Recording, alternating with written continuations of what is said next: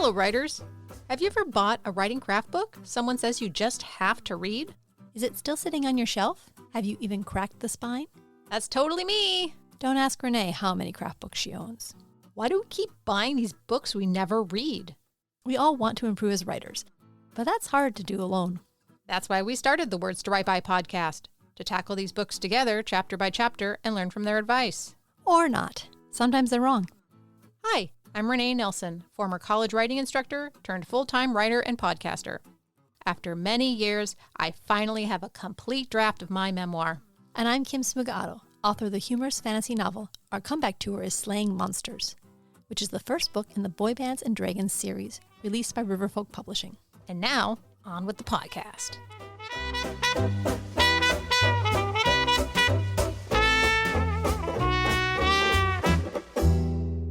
Hello, and welcome to Words to Write By. Hi again, everybody. Today, we have a journalist, somebody who actually makes money writing, to talk to us about AI in journalism and news writing. Can you introduce yourself? Yes, I'm Ramin Skibba. I'm a freelance journalist, former staff writer at Wired, based in the Bay Area. I write a lot about science, climate, and tech and their intersections, as well as their policy and ethical implications. Great. So I know that in the tech industry, programmers are highly encouraged to use AI for coding because it improves efficiency and productivity. And I'm wondering, given the pressures of the news industry, are journalists being encouraged to use AI writing tools? At some places, yes. And also, I would just to push back a little bit on that first framing. I do think there are coders using AI tools while they make code, but it's sort of that's one of the first points that I would make is that whenever you use AI, you basically have to babysit it, you have to check everything, double check everything, and by the time you've made sure that the output is correct, assuming that you bothered to do that, then you probably took about as much time as if you just done it all yourself to begin with. Professional coders, maybe they have particular uses for it. When it comes to writing, I do all of my writing myself, and I would like that everyone else do that as well for a lot of reasons. The primary one is accuracy and as well as, style and having a human element to it. But yeah, I'm happy to elaborate on any of those points. Okay. Now, you do a lot of feature writing and longer form pieces, but there's also just what's the latest thing that's happened in the news kind of writing and that kind of responsiveness. Do you feel there would be more pressure in those situations to rely on AI than, say, someone that wants, a 1,500 word piece from you? Yeah, yeah. So first, I've done both the news and features, and at some point I might go back to news. It's hard to make a living on features. And I think the places where people have attempted to deploy AI has been on the news side, like for shorter, quick stories. But there have been so many scandals, and this is something that I would love to elaborate on. There have been scandals, failures, just embarrassments. There have been a bunch of companies. I think Sports Illustrated was one. I remember there was one sports story where it was just like a few paragraph. I hesitate to use the word story, but it was a news piece about this game, about a soccer game, and it neglected the most important part of the story, which was that an influential soccer player, I forget her name, was retiring. This is her final game, and like that was the story. That was what should have been written, but because it was a bot that outputted this text, that was not there. But then other cases of inaccuracies. And then there's also journalism adjacent things like Wikipedia recently in the news where they decided not to do AI overviews because of a backlash. But one point that I want to stress is that there is a disconnect, I think, and this is not just in the journalism world, to be clear, between the higher ups, the business side of these outfits, their owners, often billionaires, in some cases like the LA Times and Washington Post, where they want to see AI deployed. But if you look at the editorial side, the actual reporters and editors, they have very different views. And the unions, they have very different views. It was most glaring when, At The Atlantic, which is actually out, in my opinion, more conservative than some other outlets, they nonetheless were publishing one or two stories that were very critical of AI and AI deals. And then the very next day, or within a couple of days, suddenly there's an AI deal, I think it was with OpenAI, with The Atlantic. Clearly, these are two different sides of the company, and they're talking to each other in different ways. They have different views, clearly, about this. And I think that is the case with my former Wired colleagues. Condé Nast made a deal. Condé Nast is the parent company of Wired, as well as a number of other magazines. And so, yeah, so I think this is partly because some people are super excited about AI. I think because they've drank the Kool-Aid, in my opinion. There's a lot of hype, and there's just so much hype out there. I know really smart people who have very high opinions of what could be done with AI. I am very skeptical about that. I could be wrong, but I'm very skeptical. The way that journalism is going right now is you have these billionaire owners, you have private equity firms, you have people that are trying to make as much money as they can, and they do that by cutting people out. And then you have the fact that you have fewer journalists to cover more things. And then that's how you kind of squeeze in, well, you'll want to use these tools, or we'll want to use these methods. But the other thing you brought up is that at the same time, news medias are allowing the AI companies to use your work to build new models, to train new models, to make huge amounts of money off of the work that you've done. But from a fiction writer, people know that their stuff is being stolen, but the AIs are more studying patterns. They're more studying like ways to put things together, the flow of sentences. So there's no real way to say, well, it's stealing this whole paragraph. It's not. It's learning from it, almost like a human would learn by reading tons of information, tons of literary styles and incorporating it. But in your case, for your work, you've actually reported on information. You increased the facts out there, and you've put it into a form that can be understood, and it's being used by an AI to then spit it out again. What are your feelings about that? Yeah, I definitely do have feelings about that. I also forgot earlier to plug a statement I wrote for the National Association for Science Writers. I should have mentioned that. So I and my colleagues wrote a statement last year writing about how journalists should or should not use generative AI tools in their work. And I was basically building on the statement that my former colleagues at Wired had written. My opinion is that we shouldn't use it at all. But ultimately, we wrote that, you may use it for research purposes as long as you check your work, and that, maybe you could consider experimenting with it, such as with images, as long as you give the creators proper credit and compensation and work with them, when appropriate. But I think that was ultimately the conclusions that we came to. We also sort of reserved the right to edit the statement as the situation seems to evolve, every few months. But yeah, so to get to your point, I have a lot of feelings about that. So I am actually the representative of NASW with the Authors Coalition. So that's with the book writers as well as illustrators, photographers, and others. And we are looking into a lot of AI issues through that coalition.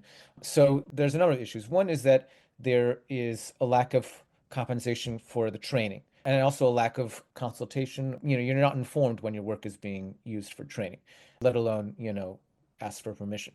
I think there was something recently that I checked, and a number of my previous works were used in training, as well as some stuff that I wrote back when I was a scientist, including like some abstracts, which were like pre-published forms of stuff, so they're not even picking the right stuff to train on if they were doing it.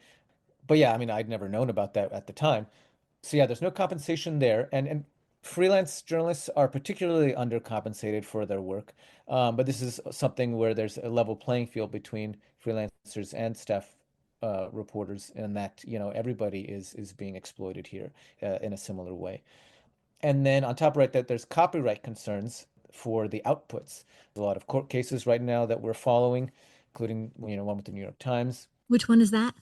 The New York Times is suing OpenAI, if I recall.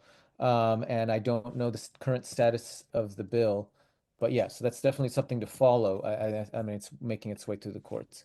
Here's a cynical question. If the New York Times wins that lawsuit, does it actually going to trickle down to the journalists below, or is it going to be some deal where they just get more money for using your stories to train AI? That's a fair question. And also there may ultimately be some sort of a deal made. It's hard to know how this is all going to play out. And also I should point out that even though New York Times is doing that, they also recently made an AI licensing deal with Amazon. So it's not like they are, taking a different tack really than the other news outlets out there. And ultimately, even if there were a lot of proper compensation, I just don't want my work being used for AI slop. It's basically polluting the internet, which was already becoming, a shitty place, as Cory Doctorow would say, and it's just making it worse, filling it with more crap. It's changing how journalists interact with readers. It's hard for readers to figure out what is AI and what isn't. I try to, and I should maybe do more of this, is spend extra time, although time is money, to show how I reported a story, give more of that behind the scenes look, just so that readers know you have to build trust with your readers. They have to know that you're a human. And so just publishing a story and them not knowing who wrote it and who reported it and how, that used to not matter as much to readers. It matters now because some people are struggling to figure out, what is real and what isn't. And so, making that connection with your readers is now even more important. And I mean, I've always tried to. It's just that I feel like it's more pressing now to do so. There's that different relationship, and it may affect, how I write certain stories. I mean, I feel like the most vulnerable places to, what's the word for it, like disruption, and I mean this in a negative sense, is like the news stories where when people are trying to have a very particular objective style, whatever, objective in quotes, like when it comes to like a sports story or like the some shift in the stock market, say. But any kind of story, needs to be done by a human, because the thing is, there's so many areas where there can be critical mistakes. I guess the point is that there's a shifting relationship now between journalists and readers. Some readers are very keyed in to a certain person writing this book or writing this story. And some readers are just like, they're just grabbing whatever's there, and they are more interested in for fiction writing, especially. They're interested in the story, Yeah. maybe not as much in the author. But when you commit to 300, 400 words with a person, you're much more aware that there's a person behind it, as opposed to clicking from one story to the next story to the next story. Yes. My favorite or saddest example of AI generated writing was the summer book insert. Yes. I think the Chicago Sun, I think it was, hired a content creating company because they'd already laid off enough of the writers.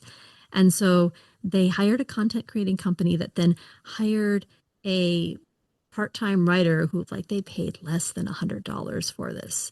And this person naturally just asked the AI to write what a good summer reading list was. And the AI gave a whole bunch of fantastic sounding books that didn't exist. Like, I really would love to read, I wrote this down, The Last Algorithm by Andy Weir. Wouldn't that be awesome? Wouldn't that be a Did they great get the book? real name? Oh, yeah, they attached them to authors. Yeah. Yeah, they were real authors, but fake books. So if I recall, there were actually two newspapers that were doing this, or two news outlets. I'm not sure, but I think it was 404 Media that first reported this, and they've been doing some excellent reporting on AI slop, I gotta say. And that's impressive considering they're a small team. So this is why it's related to the labor question, is that they're trying to squeeze labor, which as they've always done in every industry. And here's someone who had, I suppose, too high of opinion of AI, decided to go in and try to do this, because if you look, a bunch of the stuff in this supplement were all written by the same person. Quote unquote, written air marks. That's right. Yes. And they didn't check their work. And as soon as this reporting was happening, as I said, I'm pretty sure first ones were 404 Media. He immediately acknowledged the error and was, apologetic, which is the right response. But the better response would have been to just say that they would never do that again. And yeah, this is just an emblematic of when I say that there are failures and scandals and every week. And yet people still, whether because they think AI can work, or whether they're under pressure because of their limited time, or because the higher ups say you should try to experiment with AI, for any of these reasons, they're doing it, and then with disastrous results. Like I have my own criticisms of New York Times, The Atlantic, and the Washington Post. I still have my subscriptions, even though I have criticisms.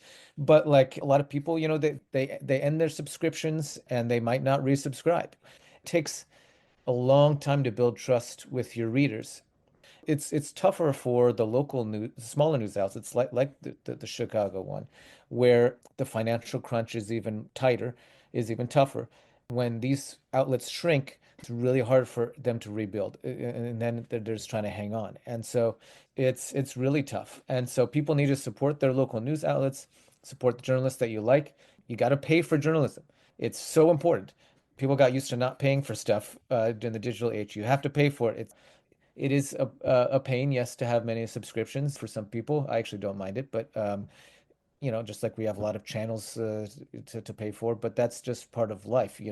But the newspapers always made a substantial amount of their income from advertisements. Yeah, A lot of that high quality journalism wasn't paid for by subscriptions alone. So the question is, do you think a local newspaper can get enough subscriptions from the community to do this? Would they be able to employ enough writers that those writers could do it all on their own? Because writing takes time. Back to the thing. The guy that produced it, I caught an interview with him, and like he was writing, like he wrote in the evenings after dinner for like an hour or two, and was getting paid like just pittance. It was less than $100, and yeah. journalists can't work on that.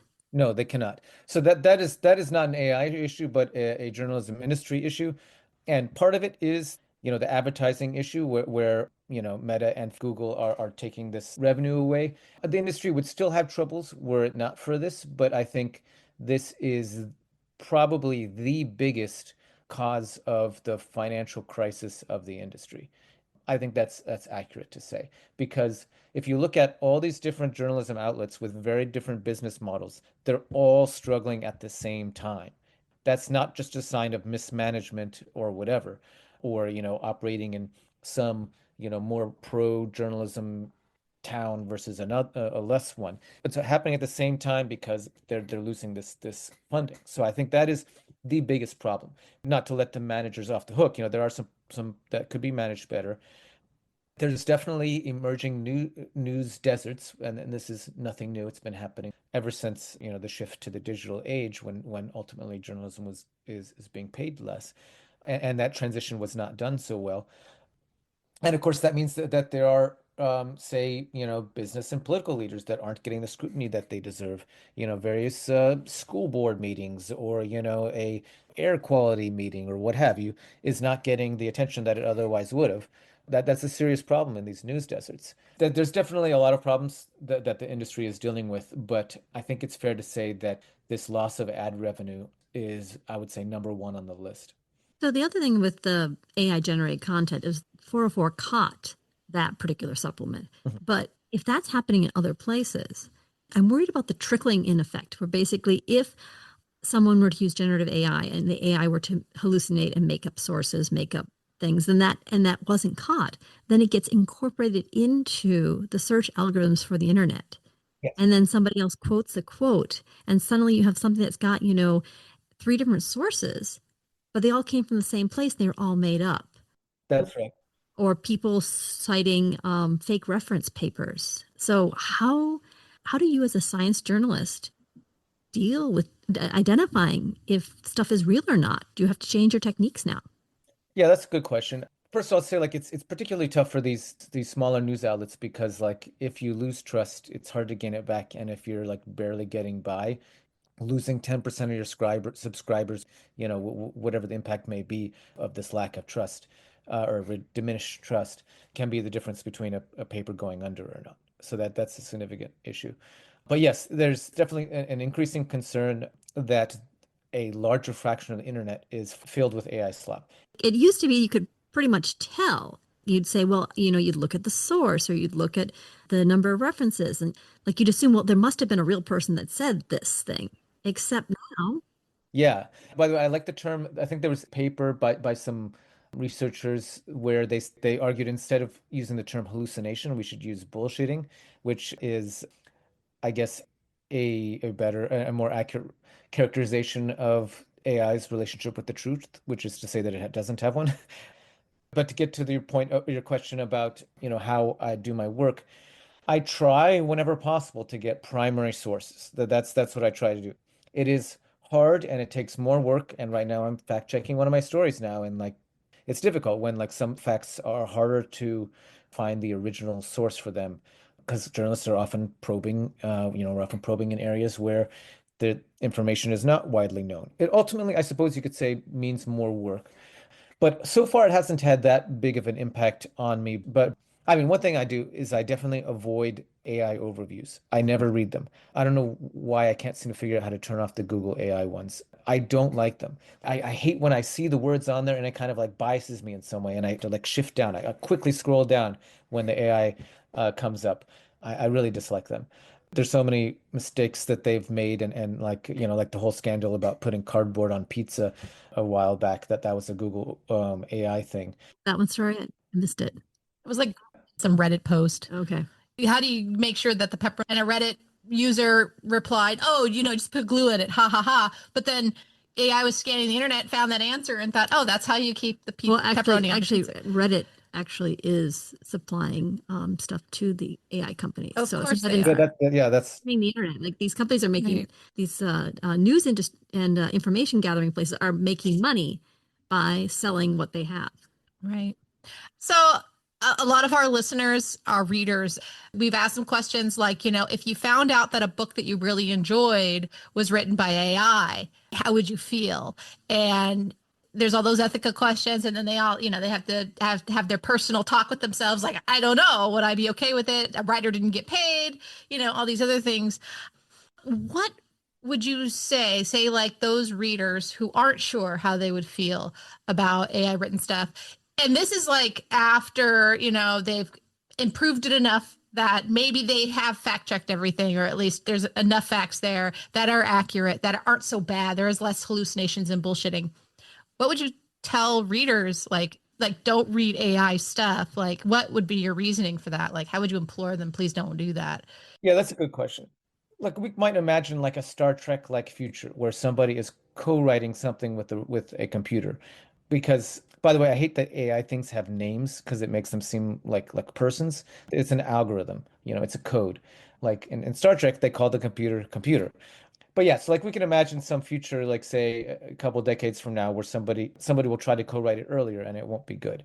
But you could imagine a future where a decently written book is co-written with a computer and it's not bad. I don't think it's fair to call something like if you are reviewing everything and checking things and rewriting it, you have effectively co-written something with the code.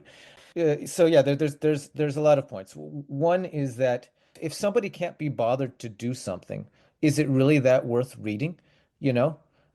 Number two, people need to be paid for their work and paid, appropriately. And number three, I think we can't get away from the accuracy. Both fiction and nonfiction are both true, but in different ways. And so, like, even though it's maybe quote unquote easier to get these algorithms to write something in fiction, it's just probably going to be cliche or like, I mean, everything builds off of previous work, but it would be more like a previous work. Just think about it. Like if we don't I don't like seeing Starbucks everywhere. I liked it when there were a local coffee shop I could check out with character and people who live there and have a relationship with it, as opposed to the same thing, every other block. Like it's horrible. And so now imagine if, a bunch of stories were written that way. You had to go out of your way to find something written, 100% by a human. That's just really frustrating. And it just sort of changes your relationships with coffee shops and with books in general. It just turns you off. I mean, like I don't like social media as much anymore. Like some platforms have an increasing percentage of AI stuff in there. I think Pinterest might be at the top. I mean, I have not a big Pinterest user. Like images are easier to flood. I mean, I use Facebook less, not just because of the feed getting worse, but also because how they surveil and take advantage of your data, just like every other social media platform, I suppose. But yeah, so I think, the human touch is important. And one sort of related issue that I forgot to mention earlier is that there has been some recent research. It's very preliminary, I think is fair to say. One was actually mostly a Microsoft study, and another was more recently an MIT study about how a use of AI potentially can affect one's critical thinking skills. Like if you're using it especially for your work. Like in one case, it was by what they called them knowledge workers. That was the Microsoft study. In this one, it was the more recent one was specifically for writing an essay. It sort of changed how people did their work and how they thought about things. And so that has increased my insistence or persistence on not using the AI overviews because like it takes thought to actually look through the results of a search, say, and see, okay, which one of these is relevant? Oh, they're not relevant. I'll change my search. And instead of just looking at the AI overview and just assuming that that's correct. It's like when people are bullshitting in a bar, that's one thing, but even there, sometimes people are like, well, let's just check this on our phone, see if what I'm saying is actually accurate. Like even in a bar, people will try to look things up to see if they're accurate. Why shouldn't we do that for our work? So I think there's a lot of reasons. Having that human touch. I think if something is worth doing, it's worth doing well, and we should view that way both from the side of creators and from the side of readers and viewers and everything. So that's my view on that. Yes. I really liked that when you mentioned something about how it changing the relationship. Yeah. Right. Like the coffee shops. I had the same issue. Starbucks. I'm like, I hate them. I just want Yeah. my old 19, like, I want my 90s coffee shop back, please. Yeah, seriously. Back. I miss it so much. Yeah. So it's interesting how that's kind of the issue. One of the big issues is all these big companies and the way they're using AI and making backdoor deals and all these other things is they are effectively changing the relationship between readers and writers, trust, people and people. Yeah.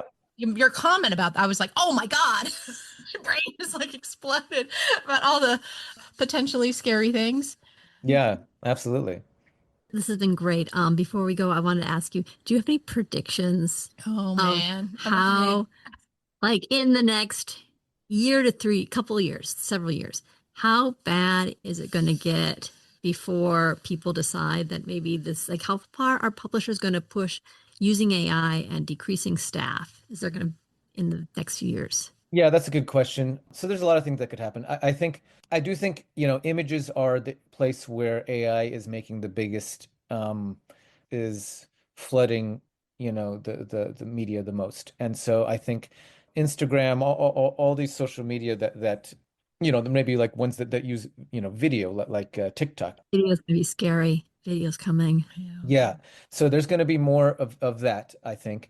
There will be some more realistic text, but we'll see. I mean, I'm skeptical of this. Also, I should point out there are a lot of tech reporters who are very skeptical about OpenAI's future. And so it is not guaranteed that OpenAI will suddenly just and Anthropic and will just like keep, growing with increasing abilities. They may be at close to the best that they can do. They don't have a lot of, business cases. I mean, OpenAI did get a military contract recently, although by military contract standards, it's actually rather small. And also by OpenAI standards, it's small in order to be profitable, and they have to be profitable soon, or there's going to be, SoftBank and all of their backers are going to be in a lot of trouble financially. Like there is a small but non-negligible possibility that OpenAI could collapse, in my opinion. And if you want someone who has strong opinions on that, I definitely recommend checking out Ed Zitron. His podcast is worth listening to. I mean, there's also a lot of nitty-gritty of tech stuff, but he definitely has opinions about OpenAI. I should also recommend the podcast System Crash. I like that one too. And Tech Won't Save Us. So that's one possibility. I do think science journalism is at nadir, like it's at a low point. I do think there will be a comeback for science journalism because it can't get much worse, to be perfectly honest. There's definitely demand for climate journalism and some health journalism. So there are sort of some aspects of science journalism that will be revived sooner rather than later. The related point about journalism in general, I do think there are unfortunately probably going to be more local news outlets that are going to go out of business. That said, there are some people who are paying closer attention to the local news situation. both locally and nationally. And so I think there are more efforts. I hate to use it, but sort of like species going extinct. Like once you're aware of a vulnerable species, a lot of people, including people there and groups elsewhere, try to keep that species alive. And there are many unique news outlets that need support. So that is the number one thing. I always people tell people this. I mean, there's a limit of things that one single person can do, but definitely subscribe to your local outlets. Like I strongly, strongly recommend that wherever you are. There will probably be some places where they will shed staff more. There may also be some news outlets where they make more deals with private organizations or they sell to billionaires, and that can have mixed results. It depends. There is no clear solution for the journalism industry. So that's sort of maybe less predictions, but more just laying out some trends that I see. Well, thank you so much. Before we go, you have a newsletter as far as good sources for good information. Can you tell us a little bit about your newsletter and Substack? Sure, happy to. So I've been calling it Ramin Space. Yeah, just look me up on Substack. Please subscribe, and thank you to all my subscribers who are listening. I share science journalism and science writing, as well as some other things that I think many of my readers will find interesting. I share my work there, as well as work of others, and so I try to expose myself as well as my readers to work that they may or may not be aware of. It's generally in the sort of science, climate, and tech journalism space. Just yesterday, I made a newsletter post about the Iran-Israel-U.S. situation. As someone who is part Iranian, I had to write something about that. Yeah, my next issue will share some other work involving health and environmental journalism stories that I'm working on. You'll have to subscribe to find out more. But yeah, thank you for that. And you have a lot of outer space stuff too, don't you? That's right, a lot of space stuff. Yes. Stuff, yeah. Yeah, that's good. Okay. Thank you so much. Thank you for spending this time with us. This is really great insight into an area that, everyone consumes news media, but very few people often think about what's going on behind the scenes of the news that they consume. Thank you. My pleasure. Thanks for having me. Thanks. Okay, bye-bye. Have a good day. Bye. Words to Write By is produced by Renee Nelson and Kim Smiga Adam. Our theme music is Roll Back the Carpet by Cool Cat Music. Have a great day.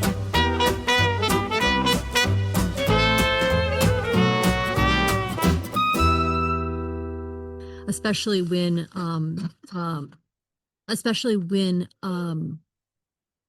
okay, we'll edit that all out.